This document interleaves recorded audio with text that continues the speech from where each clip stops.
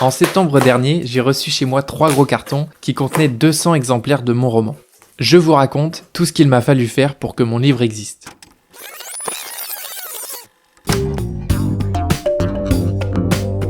En mars dernier, je me rends au cœur de Paris avec sous le bras mon manuscrit. Ça fait plusieurs années que je travaille dessus, il est enfin terminé, je suis très fier de mon travail et je crois en son potentiel. J'ai établi une liste de maisons d'édition qui sont susceptibles de s'intéresser à mon roman et je me rends directement sur site pour leur remettre des exemplaires papier. Ça m'évite les frais postaux au passage. Au total, je contacte 11 maisons d'édition dont mon roman correspond à la ligne éditoriale. Alors, c'est le moment de vous en dire un peu plus sur ce fameux roman. Sur les 5 années qui ont suivi ma sortie du lycée, j'ai ressenti le besoin de parler de beaucoup de choses que j'intériorisais. Mes échecs amoureux, mes expériences sur les applications de rencontres, mais aussi mes aspirations professionnelles et des observations du quotidien. Seulement, je savais pas par quel moyen raconter tout ça. Alors, moi, une des choses qui m'anime le plus dans la vie, c'est de raconter des histoires. Et très souvent, je le fais par le prisme de l'humour. C'est ce qui m'a amené à faire du stand-up, donc à cette époque-là, je faisais du stand-up et je commençais aussi à faire un peu de BD. Je savais du coup que j'avais une matière intéressante entre les mains, mais je trouvais ça trop dense pour le stand-up et pas assez visuel pour la BD. Et il a fallu que je découvre 2 livres qui ont changé mes perspectives. Le premier, c'est Le courage des autres d'Hugo Boris. C'est un recueil de textes autobiographiques qui se passe dans les transports en commun, que j'ai trouvé d'une justesse très touchante. J'ai adoré ce livre et il m'a permis de comprendre que le quotidien, ça peut déjà être une histoire très riche en soi. Bon, Hugo Boris, il a une plume très fine que je prétends pas avoir, mais en lisant son livre, j'ai pu admirer l'art de raconter l'anodin de manière très intéressante. Premier déblocage pour moi, j'avais pas forcément besoin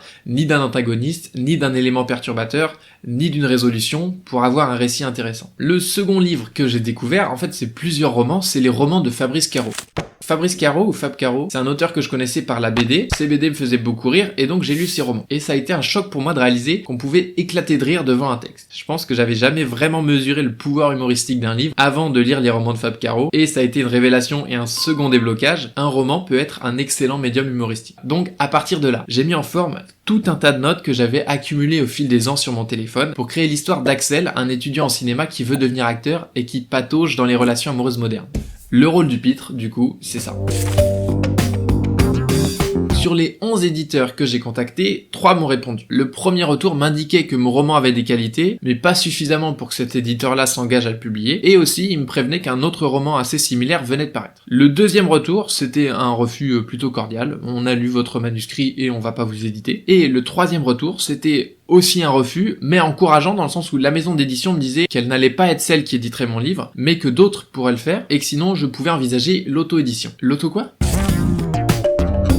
Ces 3 refus, je les ai reçus dans les à peu près 4 mois qui ont suivi le dépôt de mon manuscrit. Au troisième, j'ai donc décidé de creuser cette question de l'auto-édition. J'ai appris, du coup, qu'il était possible de publier un roman sans avoir d'éditeur. Et il y a 2 chemins pour l'auto-édition. Le premier, c'est les plateformes d'auto-édition, à savoir une entreprise qui va servir d'intermédiaire pour donner vie au livre et le distribuer, moyennant une commission. Souvent, voire quasi totalement, avec ces plateformes, on est sur un système d'impression à la demande. C'est-à-dire que si un client veut acheter le livre, il le commande et le livre est imprimé à l'unité. Le problème majeur de cette pratique, c'est qu'en conséquence, le livre est vachement cher. Le second chemin qu'un auteur peut emprunter pour s'auto-éditer, c'est de gérer lui-même la mise en page, la couverture, l'impression et la distribution. Ça fait ces 4 métiers différents. Autrement dit, la méthode je fais tout moi-même. Personnellement, à ce stade-là, je voyais assez mal l'intérêt des plateformes d'auto-édition, parce que je savais, ou je pensais que je pouvais gérer la mise en page et la création graphique moi-même, et devoir une commission sur mes ventes, ça me semblait être tous les inconvénients d'une maison d'édition, sans les avantages. Donc à ce stade, j'attendais encore quelques retours des maisons d'édition qui m'avaient pas répondu, mais comme j'avais aussi besoin d'avancer dans mes autres projets, j'ai commencé à sérieusement me plonger dans le processus d'auto-édition. J'ai appris la mise en page avec Word, j'ai regardé tout un tas de tutoriels, j'ai créé ma couverture.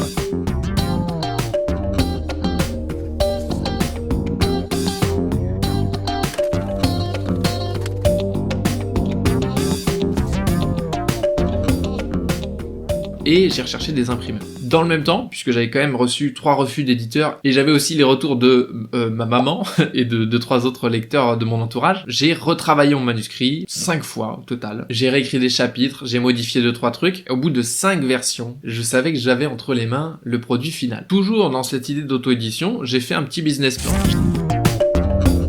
J'ai calculé combien d'exemplaires il faudrait que j'imprime pour pouvoir fixer un prix relativement bas, mais sans trop m'exposer financièrement. Et finalement, comme sur ce laps de temps, j'ai pas reçu de nouvelles de la part des éditeurs, je suis allé au bout de la démarche et j'ai fait ma demande d'ISBN. L'ISBN, c'est quoi? L'ISBN, c'est un identifiant spécifique à chaque livre, une sorte de carte d'identité du livre, qui permet son référencement. Recevoir son ISBN, du coup pour un auteur, c'est souvent une grande fierté parce que ça officialise l'existence du livre. Et en septembre, donc, j'ai reçu 3 gros cartons chez moi qui contenaient 200 exemplaires de mon roman qui avait enfin vu le jour. Mon beau livre, avoir un truc matériel en fait, le fruit de son travail matériel dans les mains, c'est trop bien.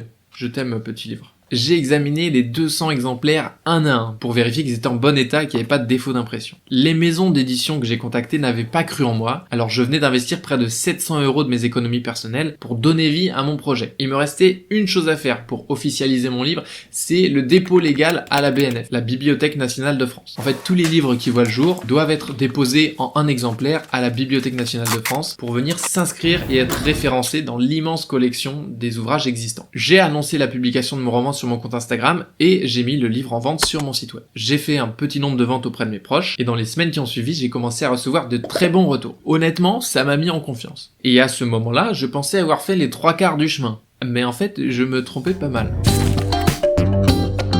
La plus grosse problématique de l'auto-édition, c'est pas les démarches administratives ou les coûts d'impression, c'est la distribution. En fait, c'est comme pour un film ou pour un vêtement, tu peux avoir un produit d'excellente qualité, mais si personne n'en entend parler, bah tu fais 0 vente. Je savais bien qu'en m'auto-éditant, j'allais devoir démarcher des librairies et faire tout un travail de communication pour faire parler de mon roman par mes propres moyens. Alors, j'avais développé un semblant de stratégie, mais je réalisais pas que ce serait aussi difficile et surtout aussi long. Le gros de ma stratégie, c'était d'écumer Instagram à la recherche d'influenceurs littérature qui étaient susceptibles d'apprécier mon roman, de les contacter, de leur envoyer un exemplaire, d'espérer qu'ils apprécient et d'attendre qu'ils en parlent. J'ai fait un petit tableau Excel et tout, j'y ai passé un temps très important. Et dans la foulée, j'ai aussi démarché les librairies autour de chez moi. Et je me suis frotté à un bon nombre de refus. Il y en a un certain nombre qui m'ont dit d'emblée, on travaille pas avec les auteurs auto-édités. Et le reste, qui se compte sur les doigts de la main, ils m'ont dit, vous pouvez nous donner un exemplaire, on va le lire, on vous recontacte. Moi, j'avais pas non plus énormément d'exemplaires à donner. J'en ai donné un certain nombre à des librairies, j'en ai envoyé un certain nombre aux influenceurs. Ça coûte un peu cher d'envoyer un livre. Et puis j'ai attendu. Et puis j'ai attendu encore. Et là,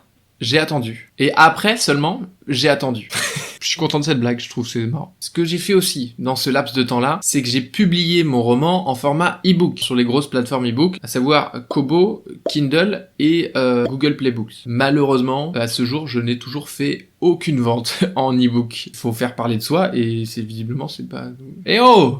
Faut pas parler de mon roman! Il est bien! J'ai eu une idée de génie dans le cadre de ma stratégie visibilité. C'était le bandeau promotionnel. J'ai fait imprimer des bandeaux promotionnels qui permettent d'une part d'attirer l'œil de potentiels clients, mais aussi d'indiquer en un regard le ton humoristique du roman. Je plaçais beaucoup d'espoir dans cette stratégie, mais elle a pas marché parce que aucune librairie n'a accepté de mettre en rayon mon livre. Eh bah oui, ça marche que si les clients peuvent le voir finalement. C'est triste, mais bon, si un jour il est exposé en librairie, je pense que ça peut faire la différence. Et je reste pas peu fier de ma petite blague. L'unique chose qui me restait à faire, c'était d'en parler sur mes réseaux à moi. J'ai un compte TikTok avec un petit nombre d'abonnés, donc j'ai fait 2-3 vidéos pour en parler. Sur Instagram aussi. Mais finalement, là où j'ai fait l'essentiel de mes ventes, c'est dans le réel auprès des cercles proches, des amis d'amis et des connaissances que je parvenais à intéresser. À ce jour, j'ai dû récolter une 30aine de retours sur mon roman. Un seul était négatif, 2 étaient neutres, et tout le reste c'était des retours extrêmement positifs. Alors même si je pense que quand on a une vision artistique, faut pas trop s'en remettre au jugement des autres, ça faisait un bien fou de savoir que j'avais créé quelque chose d'appréciable et d'apprécié. Et donc ça m'a quand même donné une grande confiance en mon travail. À l'heure où je vous parle, mon roman est disponible dans une librairie.